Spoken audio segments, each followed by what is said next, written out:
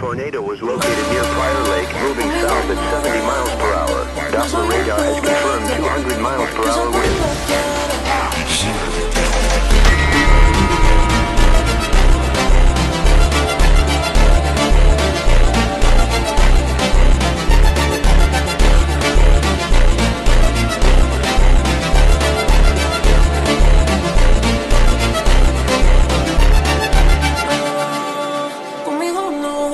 Vai sentar no style, dale,